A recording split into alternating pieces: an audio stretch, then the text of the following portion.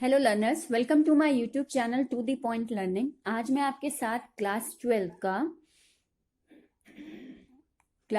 का chapter financial management discuss करने जा रही हूँ। ये चैप्टर आपका चैप्टर नंबर 9 है बिजनेस स्टडी का। तो फाइनेंशियल मैनेजमेंट की सबसे पहले मीनिंग से स्टार्ट करते हैं और उसके ऑब्जेक्टिव और इम्पोर्टेंस क्या है वो देखेंगे। तो इस पूरे आपके वीडियो में मेनली फाइनेंशियल मैनेजमेंट से रिलेटेड जो इंट्रोडक्शन पार्ट है वो डिस्कस करेंगे। इसके बाद 3 तरह के जो फाइनेंशियल डिसीजन होते हैं वो डिस्कस किए जाएंगे। सो स्टार्ट करते हैं। सबसे पहले फाइनेंशियल मैनेजमेंट होता क्या है? तो financial management is the operational activity of a business. एक ऑपरेशनल एक्टिविटी होती है, यानी कि एक एक्टिविटी ऐसी जो की जाती है एक बिजनेस में, that is responsible for obtaining and effectively utilising the funds. Funds को कितने अच्छे से हम यूज कर सकते हैं, ऑब्टेन यानी इकट्ठा कर सकते हैं। इस टाइप का अगर हम एक्टिविटी कोई कर रहे हैं नेसेसरी फॉर एफिशिएंट ऑपरेशंस, अपने बिजनेस को अच्छे से चलाने के लिए, तो वो कहलाता है फाइनेंशियल मैनेजमेंट। तो फिर से एक बार, फाइनेंशियल मैनेजमेंट एक ऐसी एक्टिविटी होती है जो कि बिजनेस में फंड्स यानी पैसे को ऑब्टेन करना, इकट्ठा करना और उसे अच्छे से इफेक्टिवली यूटिलाइज करना ताकि बिजनेस के ऑपरेशंस अच्छी तरीके से चल सके, एफिशिएंटली चल सके। तो ये जो आप पूरा एक्टिविटी करते हो ये कहलाता है फाइनेंशियल मैनेजमेंट। अगर मीनिंग से देखूं, फाइनेंशियल मतलब होता है फाइनेंस, फाइनेंस मतलब होता है पैसा, और मैनेजमेंट मतलब होता है उसी को ठीक से मैनेज करना, यानी उसी के ठीक से उसका इंतजाम करना, उसके बाद उसको अच्छे से यूटिलाइज करना ताकि उससे लौट के प्रॉफिट मिले हमें। तो ये होता है फाइनेंशियल मैनेजमेंट। इसमें कुछ चीजें हैं जो आपकी इंपॉर्टेंट हैं, जैसे कि एफिशिएंट एक्विजिशन, यानी कि आप जो फंड है उसको एक्विजिट कर सकें, यानी उसको ठीक से इकट्ठा कर सकें। अलोकेशन यानी अच्छी जगह उस पैसे को लगा सकें। यूसेज ऑफ यानी कि उस पैसे का यूज करके आप उससे रिटर्न में प्रॉफिट कमा सकें। तो ये 3 मेन काम आप करते हैं, जिसको हम आगे चल के भी कुछ वर्ड्स में समझते हैं। जैसे एक्विजिशन होता है आपका फाइनेंसिंग डिसीजन, कि पैसा कहाँ से इकट्ठा किया जाए। अलोकेशन होता है इन्वेस्टमेंट डिसीजन। और लास्ट यूसेज ऑफ प्रॉफिट यानी कि आपका डिविडेंड डिसीजन। तो ये आप आगे पढ़ेंगे, लेकिन फिलहाल जो ये 3 आपके मीनिंग है वो पैसे से रिलेटेड, आप चीजों को, पैसे को इकट्ठा कैसे करें, उसे यूज कहाँ अच्छी जगह करें जिससे आपको क्या मिले, प्रॉफिट मिले, प्रॉफिट जनरेट हो आपके बिजनेस में। ठीक, funds of company for smooth working. और ये तीनों ही काम, ये तीनों ही एक्टिविटी आप क्यों करते हैं? ताकि आपके बिजनेस में जो फंड्स हैं वो आपके बिजनेस की स्मूथ वर्किंग में लगातार काम करते रहें। तो नेक्स्ट आते हैं इंपॉर्टेंस ऑफ फाइनेंशियल मैनेजमेंट में। अब फाइनेंशियल मैनेजमेंट इंपॉर्टेंट क्यों है? तो बहुत जरूरी है, पैसा बहुत जरूरी होता है एक बिजनेस को चलाने के लिए। तो वही यहाँ पे भी हम देखेंगे कि उसे मैनेज करने की हमें जरूरत क्यों है, क्या क्या इंपॉर्टेंस है। तो फर्स्ट वन है size and composition of fixed asset. आपके बिजनेस में 2 तरीके के एसेट होते हैं, फिक्स्ड और करंट एसेट। फिक्स्ड एसेट होते हैं आपके लैंड, बिल्डिंग, मशीनरी, यानी जिनको परचेज करने में आपका बहुत ज्यादा पैसा लगता है। ठीक है, amount of money invested in fixed asset. जब हम फिक्स्ड एसेट में यानी यही लैंड, मशीनरी, बिल्डिंग वगैरह खरीदने में अपना पैसा लगाते हैं तो उसे हम इन्वेस्टमेंट कहते हैं, और उसे हम इन्वेस्ट करते हैं पैसा, जिसका हमें आउटकम मिलता है। उसका आउटकम हमारा होता है इन्वेस्टमेंट डिसीजन। जब यही डिसीजन हम लें कि हम लैंड और बिल्डिंग खरीद लें, या फिर हम पैसा सेव करके बिजनेस के लिक्विड एसेट्स खरीद लें, या फिर रॉ मटेरियल खरीद लें, ये डिसीजन जब हम लें तो वो एक तरीके से आपका इन्वेस्टमेंट डिसीजन ही होता है। तो इस तरह के डिसीजन को या इस तरह के काम में हमें पैसे को यानी फाइनेंस को मैनेज करने की जरूरत पड़ती है कि हमें बिजनेस में कितना फिक्स्ड एसेट रखना है। नेक्स्ट आते हैं amount and composition of current asset. जिस तरह एक बिजनेस में फिक्स्ड एसेट बहुत जरूरी है, उसी तरह करंट एसेट भी बहुत ज्यादा जरूरी हैं। जैसे कौन कौन से current asset? Cash, bills receivable, inventory यानी आपका स्टॉक। एक बिजनेस को डे टू डे वर्किंग में काम करते रहने के लिए जरूरत पड़ती है कैश की, रोज जरूरत पड़ती है। रॉ मटेरियल्स, इन्वेंट्री, स्टॉक की जरूरत पड़ती है। बिल्स रिसीवेबल की, छोटे मोटे जो आपके बिल्स हैं उनको क्लियर करने के लिए पैसे की जरूरत पड़ती है। ये सारी नीड आपकी पूरी तभी हो सकती है जब आपके पास पैसा हो भरपूर हाथ में, यानी लिक्विडेशन अमाउंट हो। तो वो भी डिपेंड करती है कि आप कितना पैसा फिक्स्ड एसेट में लगा रहे हैं। आप जितना इन्वेस्टमेंट फिक्स्ड एसेट में कर रहे हैं उससे जो पैसा बचता है उसी को तो आप करंट एसेट में यूज कर सकते हैं। तो ये डिसीजन लेना कि मैं कितना करंट एसेट में लगाऊं, कितना फिक्स्ड एसेट में लगाऊं, ये डिसीजन जब आप लें या इस तरह का आप कोई एक्टिविटी करें तो वो आपका फाइनेंशियल मैनेजमेंट की इंपॉर्टेंस ही दिखाता है कि पैसा बहुत ज़रूरी है और उसे मैनेज करना, सही जगह लगाना भी ज़रूरी है। देन आते हैं amount of long term and short term funds to be use. हम लॉन्ग टर्म फंड्स को रेज करें या फिर शॉर्ट टर्म फंड्स को रेज करें, ये डिसीजन लेना, ये देखना भी फाइनेंशियल मैनेजमेंट में ही आता है, इसलिए फाइनेंशियल मैनेजमेंट जरूरी है। If company require more liquid asset, अगर हम ज्यादा लिक्विड एसेट खरीद लेंगे यानी करंट एसेट ज्यादा खरीद लेंगे, it raise long term finance, तो यानी हमें लंबे समय के लिए पैसे की जरूरत पड़ेगी। क्यों जरूरत पड़ेगी? क्योंकि हम लॉन्ग टर्म का फाइनेंस एक तरीके से रेस करेंगे, लोन लेंगे हम लंबे समय का, ताकि हम लगातार पैसे का अपने पास इंतजाम रख सकें। उस केस में आपका प्रॉफिट क्या है? डिक्रीज हो जाएगा। कैसे डिक्रीज हो जाएगा? सिंपली समझिए कि आप कहीं से लोन ले रहे हो, ठीक है, एक बिजनेस के लिए, एक बिजनेस के रोजमर्रा एक्टिविटी को चलाने के लिए लोन ले रहे हैं, या फिर आप फिक्स्ड एसेट में भी लगाने के लिए लोन ले रहे हैं, यानी आप क्या कर रहे हैं? लॉन्ग टर्म फंड्स का यूज कर रहे हैं। उस केस में हर महीने या हर 6 महीने पे इंटरेस्ट देना, या जितना ज़्यादा आप लोन रेस करोगे, जितना ज़्यादा आप डेट ले रहे हो, उतना ही ज़्यादा आपको इंटरेस्ट देना पड़ेगा। और ये इंटरेस्ट आप देंगे कहाँ से? प्रॉफिट से देंगे।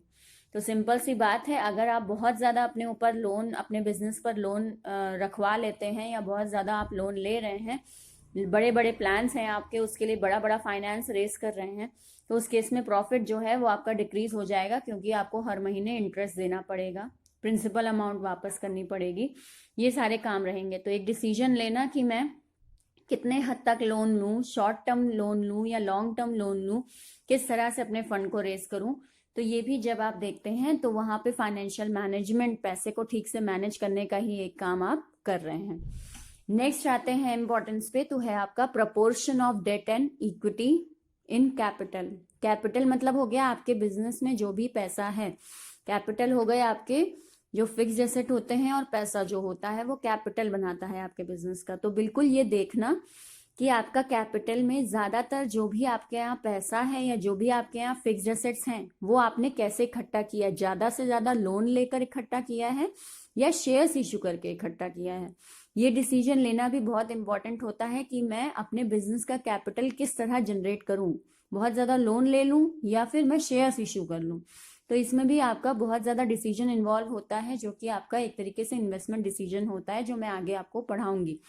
तो बिल्कुल इन्वेस्टमेंट डिसीजन जब आप इस तरह का डिसीजन लेते हैं, डेब्ट सही है या इक्विटी हम शेयर इशू करें या हम लोन ले लें, इस टाइप का जब आप डिसीजन लेते हो या बिजनेस में आप इस टाइप से रिलेटेड एक्टिविटी कर रहे हैं, तो वहां पे फाइनेंशियल मैनेजमेंट यानी पैसे को मैनेज करना और उसके सारे एस्पेक्ट को देखना बहुत जरूरी होता है। देन आते हैं all items in profit and loss account, यानी ये सारी चीजें जो हैं, अब पैसे से जुड़ा है तो पैसा मेनली आप कहाँ, किस अकाउंट में देखते हैं? प्रॉफिट एंड लॉस में देखते हैं। आपके बिजनेस में जितनी भी एक्टिविटीज हो रही हैं पैसे से संबंधित, उन सबकी डिटेल आपको या उन सबका रिजल्ट आपको कहाँ, किस अकाउंट में दिखाई देता है? प्रॉफिट एंड लॉस अकाउंट में दिखता है। तो बिल्कुल अगर आप बिजनेस में बहुत ज़्यादा लोन वगैरह लिए हैं, तो आपको बिजनेस में इंटरेस्ट बहुत ज़्यादा देना पड़ेगा। उस केस में एक्सपेंस की साइड आपकी बढ़ जाएगी, यानी आपके ऊपर एक्सपेंस बढ़ जाएगा। तो ये क्या दिखाता है कि आपके प्रॉफिट एंड लॉस अकाउंट किस तरह मेंटेन होते हैं, उसका असर आपके फाइनेंशियल मैनेजमेंट से पड़ता है। जितने अच्छी तरीके से आप पैसे को मैनेज कर रहे हो, आपके प्रॉफिट एंड लॉस अकाउंट उतने अच्छे मेंटेन रहेंगे। अदरवाइज उसमें एक्सपेंस साइड आपकी उतनी ही ज़्यादा बढ़ती जाएगी जितना आप अपने बिजनेस में अपने फाइनेंस को लोन के वे में ज़्यादा इकट्ठा कर रहे हो। तो ये हो गए इंपॉर्टेंस क्या है फाइनेंशियल मैनेजमेंट की। तो यानी बेसिकली पैसे से रिलेटेड क्या इंपॉर्टेंस है आपकी एक बिजनेस को चलाने में। तो ये सारे पॉइंट्स उसके 5 पॉइंट्स हो गए। नेक्स्ट आते हैं ऑब्जेक्टिव ऑफ फाइनेंशियल मैनेजमेंट। भाई हम फाइनेंशियल मैनेजमेंट करें ही क्यों? ऑब्जेक्टिव क्या है उसका? मेन हमें पैसे को मैनेज करने की जरूरत ही क्या है? तो आपके पॉइंट्स ये हैं। सबसे पहला, maximise the wealth of share holders. Share holders होते हैं जो हमारे बिजनेस में पैसा लगाते हैं, इन्वेस्टमेंट करते हैं और उसके बदले डिविडेंड लेते हैं। तो बिल्कुल हम हमेशा शेयर होल्डर्स की वेल्थ को यानी उनके पैसा उनको डिविडेंड देने में ज़्यादा इंटरेस्टेड होते हैं। एक बिजनेसमैन को हमेशा अपने शेयर होल्डर्स की वेल्थ को मैक्सिमाइज करने के बारे में सोचना चाहिए। शेयर होल्डर्स की वेल्थ अच्छी होगी, शेयर होल्डर्स को डिविडेंड अच्छा मिलेगा तो कंपनी की इमेज अच्छी होगी, कंपनी की इमेज अच्छी होगी तो शेयर्स के प्राइस अच्छे होंगे और कंपनी को अल्टीमेटली फायदा होगा ही। तो बिल्कुल फाइनेंस को मैनेज करने की यानी कितना खर्चा करें, कितना खर्चा नहीं करें, कितना डिविडेंड दें, कितना रिटेन्ड अर्निंग रख लें, ये सारे डिसीजन लेने के लिए ये सारे डिसीजन हम इस तरह लें कि हमारे शेयर होल्डर्स की वेल्थ क्या हो, मैक्सिमाइज हो, बढ़ती रहे। Then takes financial decision which prove beneficial for shareholders, which in turn implies an improvement in the market value of shares. बिल्कुल हमेशा एक ऐसा फाइनेंशियल डिसीजन आपको लेना चाहिए, हमेशा डिसीजंस इस तरह अपने बिजनेस में पैसे से रिलेटेड लेने चाहिए जो आपके शेयर होल्डर्स को बेनिफिट पहुंचाएं, और उनको बेनिफिट होगा तो मार्केट में आपके शेयर्स की वैल्यू क्या होगी, अच्छी हो जाएगी, इंप्रूव होगी। देन आते हैं price of equity shares rises. Main motto हमारा फाइनेंशियल मैनेजमेंट का हमेशा ये होना चाहिए कि ज्यादा से ज्यादा हमारे शेयर्स की प्राइसेस मार्केट में हाई रहे। हम कोई भी पैसे से संबंधित एक बिजनेस में ऐसा काम ना करें जिससे मार्केट में हमारे शेयर्स के प्राइस गिरते चले जाएं। अगर गिरना शुरू हो गए तो उस केस में हमारे बिजनेस को लॉस होगा, क्योंकि हम इन्वेस्टमेंट नहीं कर पाएंगे, हम पैसे का इंतजाम नहीं कर पाएंगे शेयर से। उस केस में हमें लोन लेना होगा और लोन से हम पे क्या लगता है, इंटरेस्ट लगता है। तो बहुत जरूरी है कि प्राइस ऑफ इक्विटी शेयर्स हमारे हाई रहें, हम ऐसा डिसीजन लें, हमेशा हम फाइनेंस से रिलेटेड एक बिजनेस में इस तरह का डिसीजन लें जो कि हमारे शेयर प्राइस को हमेशा राइज रखे, बढ़ा के रखे। देन आते हैं अदर ऑब्जेक्टिव्स। ये तो बेसिक ऑब्जेक्टिव हो गए आपके जो आपके बिजनेस में होने ही चाहिए।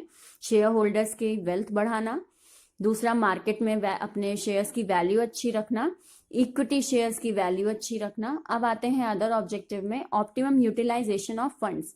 फंड्स को अच्छे से यूटिलाइज करना। आपने पैसा तो जनरेट कर लिया, सपोज आपने शेयर्स इशू किए, उस शेयर्स इशू करने से आपके पास पैसा तो आ गया, अब उस पैसे को अच्छे से यूटिलाइज करना कि वो वेस्ट ना होने पाए।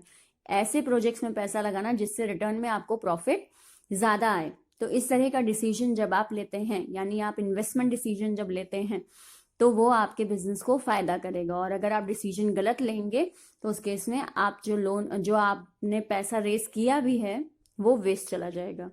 तो ऑप्टिमम यूटिलाइजेशन ऑफ फंड्स, पैसे का अच्छे से यूटिलाइजेशन करें। मेंटेनेंस ऑफ लिक्विडिटी, अपने बिजनेस में लिक्विड पैसा यानी कैश को भी इतना अच्छा बनाए रखें कि आपको डे टू डे एक्टिविटीज में कोई दिक्कत ना हो। एंड चूजिंग बेस्ट ऑल्टरनेटिव, और आपके पास जो कई सारे ऑल्टरनेटिव हैं, आप कई प्रोजेक्ट्स पे पैसा लगा सकते हो, उनमें से सबसे अच्छा ऑल्टरनेटिव चूज करना। जैसे अगर आपके पास पैसा है, आपने पैसे का इंतजाम किया, चाहे डेट से किया हो चाहे आपने शेयर से किया हो। सपोज आपने पैसे का इंतजाम किया चाहे डेट से चाहे शेयर्स इशू करके, ठीक है, पैसे का इंतजाम कर लिया आपने। अब आपको डिसीजन नेक्स्ट क्या लेना है कि आप इस पैसे से, इस मनी से क्या ले लो, प्लांट ले लो, ठीक है, प्लांट या मशीनरी ले लें हम, या फिर हम ले लें रॉ मटेरियल सपोज, ठीक है। तो इसमें ये देखना कि हम क्या डिसीजन लें, ये बहुत जरूरी है, हमें किसमें सबसे अच्छा ऑल्टरनेटिव मिले। अगर हमें प्लांट और मशीनरी लेने से हमारे बिजनेस को फायदा हो रहा है, बेनिफिट हो रहा है, तब तो ठीक है हमारा प्लांट और मशीनरी खरीद के बिजनेस को एक्सपैंड करना, ठीक है। उस केस में हमारा बिजनेस क्या होगा, एक्सपैंड होगा, वो तो अच्छी बात है। लेकिन अगर ये काम करने से हमारा बिजनेस एक्सपैंड नहीं हो रहा बल्कि हमारा खर्चा बहुत ज्यादा बढ़ जा रहा है, हमारा एक्सपेंस इंक्रीज हो जा रहा है, तो उस केस में हमें ध्यान देना है कि फिर हम ये काम ना करें। क्यों? क्योंकि हमारा खर्चा और बढ़ जाएगा। प्लांट मशीनरी, हम सपोज अपने बिजनेस में लगातार नई नई मशीन्स लगाते ही चले जा रहे हैं, उनका एक्सपेंस लग रहा है, उनकी इलेक्ट्रिसिटी का खर्चा जा रहा है, उनमें लगने वाला ऑयल बहुत ज्यादा है। तो उस केस में क्या है, आपने जो डिसीजन लिया वो गलत लिया, आपने ऑल्टरनेटिव अच्छा नहीं चुना, आपने जो पैसा इतने मुश्किल से जनरेट किया था वो आपने वेस्ट कर दिया एक तरीके से। तो बहुत जरूरी है कि हमेशा यही नहीं सोच लेना कि हम बिजनेस को एक्सपैंड करें, वो डिसीजन हमारा अच्छा ही होगा, कभी कदार उसके रिवर्स असर भी हो जाता है। तो एक फाइनेंस मैनेजर को ये बहुत जरूरी है डिसीजन लेना कि वो पैसा कहाँ लगाए, फिक्स्ड एसेट में लगाए या करंट एसेट में लगाए, अपने बिजनेस की कंडीशंस, कंट्री की कंडीशन, सारी चीजों को देखने के बाद डिसीजन ले। तो बहुत जरूरी है कि कई सारे ऑल्टरनेटिव आपके पास होते हैं, आप कौन सा ऑल्टरनेटिव चूज करें एक बिजनेस को बढ़ाने के लिए, एक बिजनेस को अच्छे से चलाने के लिए, शेयर होल्डर्स की वेल्थ को बढ़ाने के लिए। तो ये हो गए आपके objectives of financial management. Next video में मैं आपके साथ फाइनेंशियल डिसीजंस डिस्कस करूंगी, जो कि आपके 3 बेसिक डिसीजन होते हैं, investment decision, financing decision and dividend decision. तो बिल्कुल वो वीडियोस भी आप देखिएगा, ताकि आपको चैप्टर्स के सारे कॉन्सेप्ट्स क्लियर होते चले जाएं। बाकी आपको इतने कॉन्सेप्ट से कोई भी क्वेश्चन हो, कोई भी क्वेरी हो, तो कमेंट सेक्शन में ज़रूर लिखें। नए हैं मेरे चैनल पे तो सब्सक्राइब ज़रूर करें, लाइक करें, शेयर करें। Thank you and have a nice day.